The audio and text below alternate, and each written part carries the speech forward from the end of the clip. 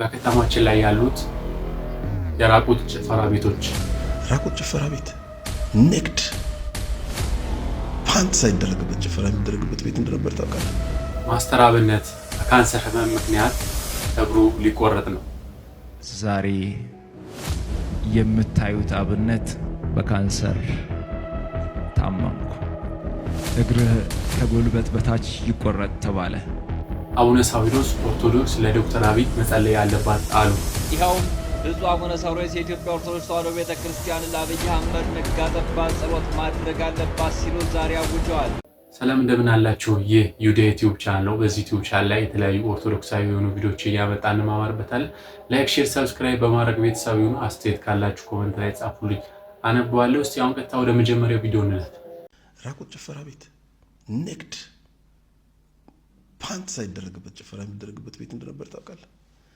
ይሄ ገንዘብ ያላቸው አሁንም አለ ይባላል። እንግዲህ ገንዘብ ያላቸው ሴቶች የሚሸጡበት ቤት እንደነበር ታውቃለህ። ልጃገረድ የሚሸጥበት ቤት አዲስ አበባ ውስጥ በገንዘብ ገንዘብ ያላቸው ሰዎች ስትገባ አንዱ እስኪ ነው የምታዘው። ከዛ በታች ማዘዝ አይቻልም። ደውለህ ምናምን ሁላ ነው የምትሄደው። እና ያችን ቦታ እንዴት አድርገን እንድፈራት፣ እንዴት ውስጥ እንግባኛ። አንደኛ ገንዘብ ትፈልጋለች። ውስኪ ለመግዛት ውድ ነው። የዛን ጊዜ 8000 ብር ነው። 8000 ብር በአንድ ሌሊት ከፍለ ምናምን ኦኬ መኪና ያዘ። ከዛ ቤቱን ለማየት ፈልገን አሁን ምግብ ቤት ሆኗል እሱ ቤት መሰለኝ። ጥቆማ ደረሰ። ራቁት ጭፈራ ቤት ነው ተባለ። አሁን እሱን አይተን መስራት አለብን። ግን ሳናይ ዝም ብለን በወሬ መስራት የለም አየህ። ስለዚህ መዘጋት አለበት። ለፖሊስ ጥቆማ መስጠት ስላለብን ነው በጽሁፍ። ከዛ ሄደን በር ላይ ስንደርስ ሲያዩን ያውቃሉ። ያው የሀብታምና የድሃ ወዙ ገንዘብ ያለውና የሌለው። ስለዚህ ሰካራም መምሰል ነበር። ጥጥተን እየሰከረንና ጠጃችን ይዘን ከሌላ ቦታ ልንዝናና እንደመጣን ምናምን አይነት ነገር አድርገን ከዛ ገፋ ገፋ አረጉን። ጋርዶቹ ምናምን ተነጋገሩ፣ አዩን፣ ደበር ናቸው እና በገንዘባችን ልንዝናና ነው ክፈት እንጂ እንግባበት እንጂ ምናምን አለ። መኪና አቁመን የመጣ ነው። ከዛ በጣም እየቀፈፋቸው ነገር ነው ያስገቡ። ውስኪ ነው የሚታዘዘው ተባለ። መጣ አስተናጋጁ ነገር ነው ሳያመጣልን ቀር ረሳን። ሌሎች ሰዎች ነበሩ። እንግዲህ ልናጨበጭብ ነው ማለት ነው። እንደገና ለምን እናጨበጭባለን? እኛ ለምን እንጠጣለን? ያዝነውን አስጥለውናል እዛ ጋር። ከዛ በኋላ የሆኑ ሰዎች ጠጥተው ትተውት እንትን ያሉት ነበር። ጠረጴዛችን ላይ አስቀመጥነውና እጃችን ቁጭ አሉ። ጉዳይን አወጣ። እስከሚሰቀጥጠኝ ድረስ በህይወቴ እንደዚህ አይነት ነገር እዚህ ከተማ ውስጥ እነዚህን የመሳሰሉ ልጆች የዋን መጫወቻ ሲሆኑ ራቁት ስትሪፐርስ አየን። እዛው ሴክስ የሚደረግበት ቤት አየን። አንተ ትገምታለህ አዲስ አበባ ውስጥ እንደዚህ አይነት ቤት ይኖራል ብለህ? እንደው አልተመቸንም እንጂ እንደ ፈረንጆች እንደ ነጮች ማንሆንበት ምንም ምክንያት የለም። ትንሽ የአቅም የገቢ ጉዳይ ነው እንጂ ኢትዮጵያ ውስጥ ምንም ይደረጋል። እንኳን ይሄ ያው ሌዝቢያንም ገብቷል እኮ እንኳን የራቁት ጭፈራ ቤት። እኛ ከአእምሯችን በላይ ኢትዮጵያ ውስጥ እንደዚህ ያለ እስኪባል ድረስ ደግሞ ውጭ ሀገር ያሉት እንዳለ ነገሮች ኢትዮጵያ ያሉት እንደ ውጭ ሀገር የማይገኙ ሱስ የሆኑ ነገሮች ኢትዮጵያ ውስጥ አሉ። ውጭ ሀገር የሚከለከሉ የሱስ የአደንዛዥ እጾች ራሱ ኢትዮጵያ ውስጥ አሉ። እኛ ከምናስበው በላይ ኢትዮጵያ በቃ እኛ ከማንገምተው ውጭ ነው ያለችው። እግዚአብሔር ካረዳን የወደፊት ልጆች የወደፊት ወጣቶች ምን እንደሚሆን አላውቅም። ከብዙም አቡነ ሳዊሮስ አጀብ የተባሉ መረጃዎች ወጥተዋል። ይኸውም ብፁዕ አቡነ ሳዊሮስ የኢትዮጵያ ኦርቶዶክስ ተዋሕዶ ቤተክርስቲያን ለአብይ አህመድ ነጋ ጠባ ጸሎት ማድረግ አለባት ሲሉ ዛሬ አውጀዋል። እንግዲህ መረጃው እንደወጣው ከሆነም ኢትዮጵያ በዘመኗ እንደ አብይ አህመድ ያለ መሪ አግኝታ አታውቅም። ካሁን በኋላ ልታገኝ አትችልም። ሁላችንም በየእምነታችን ነጋ ጠባ ለአብይ አህመድ መጸለይ ግዴታችን ነው። በእጅ የያዙት ወርቅ ከመዳብ ይቆጠራል እንጂ እንደሳቸው ያለ መሪም አናገኝም ሲሉ ተናግረዋል። እውነት ነው፣ መጸለይ ያለባት እንዴ። በጣም ተመችቶን አይደለ እንደ እየኖርን ያለ ነው። ኦርቶዶክስ በጣም ተመችቷት አይደለ እንደ እየኖርን ያለ ነው። ወይ መድኃኒዓለም አሁን እንደዚህ አይነት ሰዎች እየመሩን አሁን እኛ የአርሲን ግድያ እናስቆማለን የምንለው እንዴት ነው? አሁን ኦርቶዶክስ በዚህ ዘመን ላይ እንዴት የተመቻት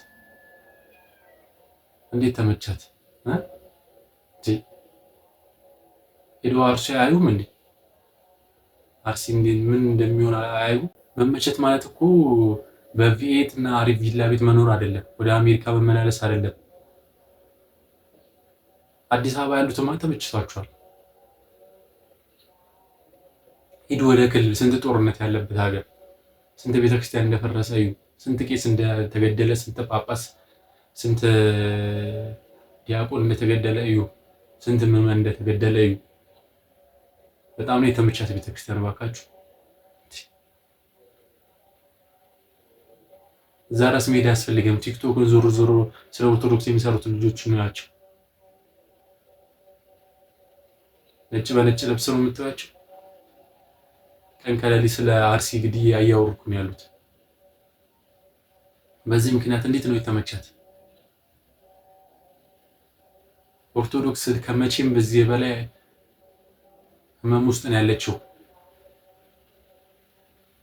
ከመቼውም በዚህ በላይ ዛሬ የምታዩት አብነት፣ ዛሬ ብር የሚሰጥ አብነት፣ ዛሬ የታመሙትን የሚያሳክም አብነት፣ ዛሬ የተራቡትን የሚያበላ አብነት በካንሰር ታመምኩ።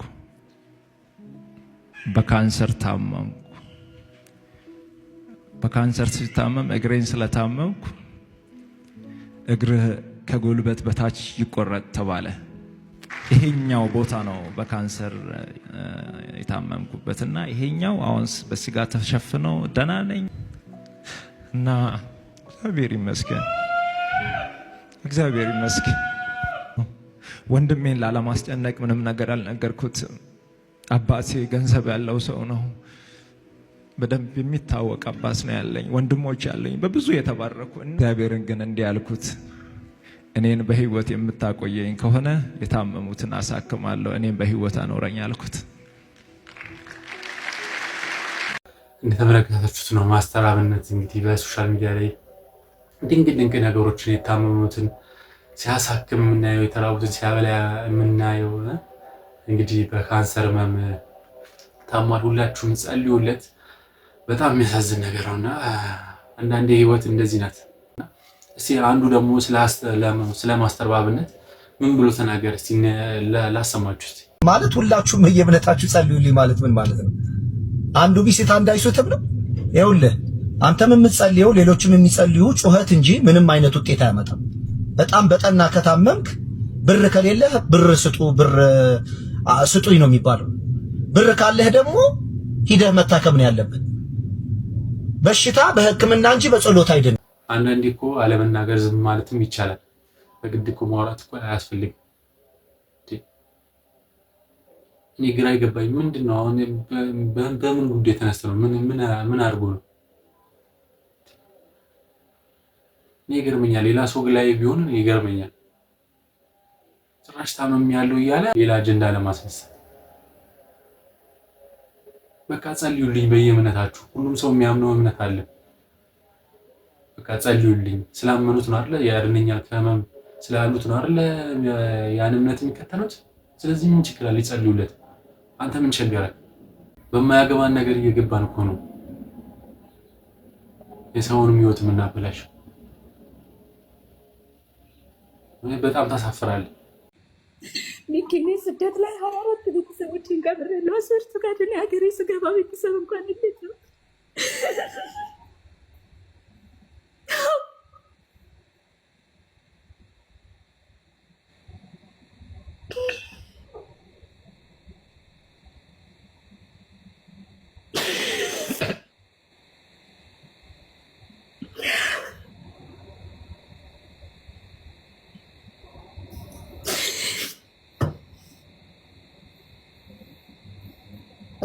እርግጥ ነው ኢትዮጵያ ውስጥ ያላችሁ ሰዎች ማለት በልበ ሙሉነት እንኳን መናገር አትችሉም። ብዙ ነገር አለ። ግን እንኳን ቢያንስ በቃ አይደነው ምን እንደምል አላውቅም። እኔ እያደር ነው እያንገበገበኝ ያለው። በሰዓቱ በሆነ ድንስስ ነው ያልኩት። ድንስስ ማለት ነው በቃ እያደር በተለይ ሰው ካለ እዛ ያለውን ነገር ስሰማ እግዚአብሔርን እስካሁን ድረስ ከሌላ አመት አንድም ሰው ቤቱን ጥሎ አልተፈናቀለም። አንድም ሰው ንብረቱን ጥሎ አልተፈናቀለም። የአንድም ሰው ከብት አልተዘረፈም። የአንድም ሰው ሕፃን አልተሰረቀም። የአንድም ሰው ከሌላ እምነት ያሉ ሰዎች እየተያዙ ብር ክፈሉ የተባሉ የሉም። ሚኪ ለምን መስቀል አንገት አይነሸከም? ክርስቲያን መሆን ብቻ ዋጋ የሚያስከፍለን እስከ መቼ ድረስ ሚኪ? ቢያንስ እንኳን የአንድ ሰው ድምፅ ዋጋ አለው ሚኪ። አንተን የሚከተሉ ሰዎች የሆነ ቦታ ላይ ሊደርስ ይችላል። ሳያፍትዱ ሰምተክ የሆነ ነገር አድርግ።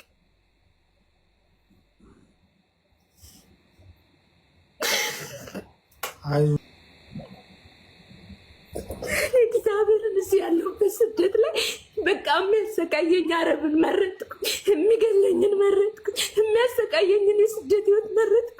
ሀገር ላይ የሆነ ሰው በክርስትናው ካልኖረ አፈር ካለበሰ በአግባብ ካልተቀበረ ሚኪ አሞራ ከበላው ምን ዋጋ? እስኪ 2 ዓመት ህፃን ልጅ ምን ያደርጋል? ሚኪዬ ይዘርፋል፣ ይሰርቃል።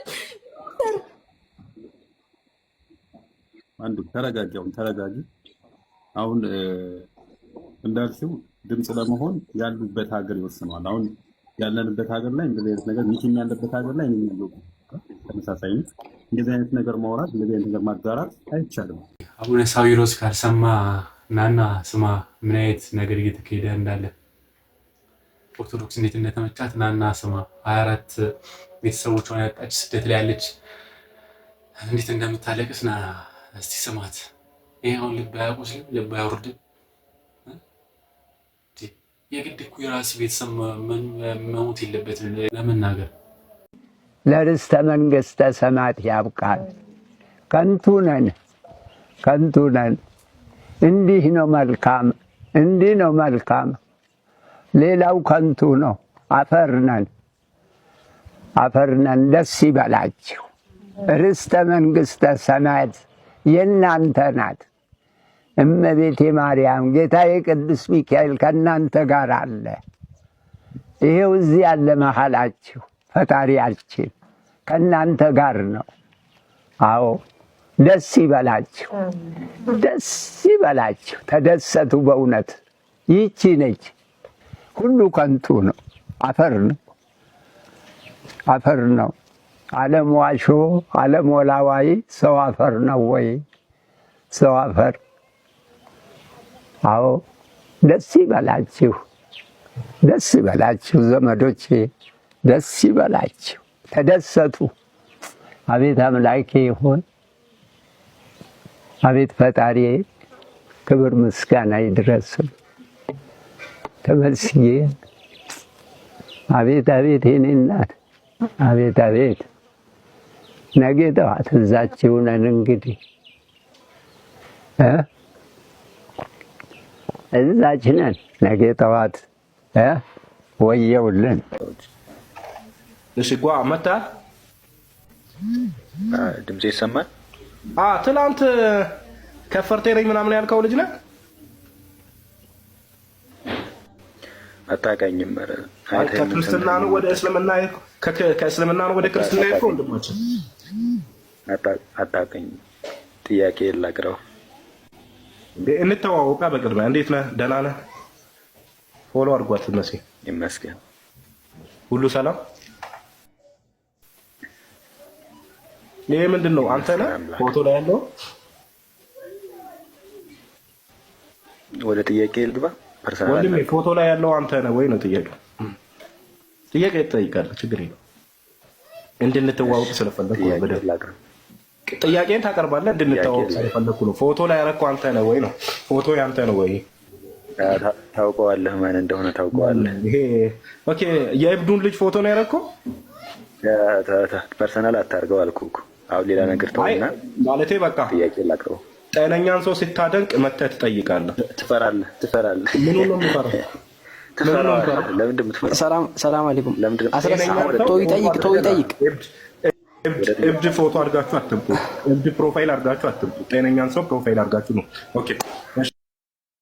ፎቶ ራሱ ያስበረግጋል።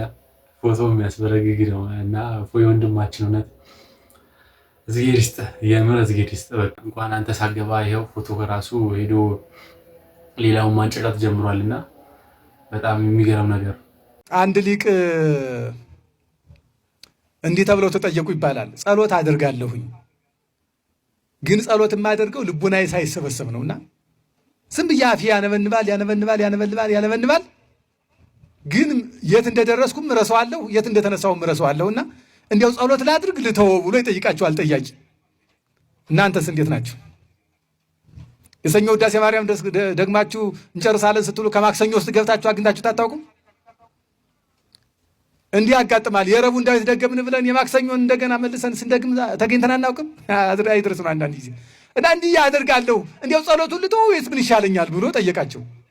ይኸውልህ አሉት፣ አይነ ስውር በትር ይዞ ቃ ኳ እያደረገ ይሄዳል እና ሲሄድ የሚያይ አውሬ ጅብም ሆነ ነብር አንበሳም ሆነ እባብ ያ ሰውዬ በትር መያዙን ነው የሚያይ እንጂ እንደማያይ አያስብም። ስለዚህ በትር መያዙን አይቶ ፈርቶ አውሬው ይሸሻል።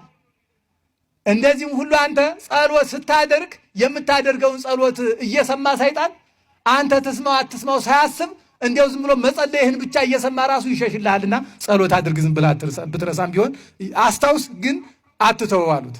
የሁላችን ችግር ነው እንግዲህ አይደል? የሆነ ጸሎት እንጀምራለን፣ ከዛ በኋላ የሆነ ነገር ውስጥ እንገባለን፣ ስለ ኑራችን እናስባለን።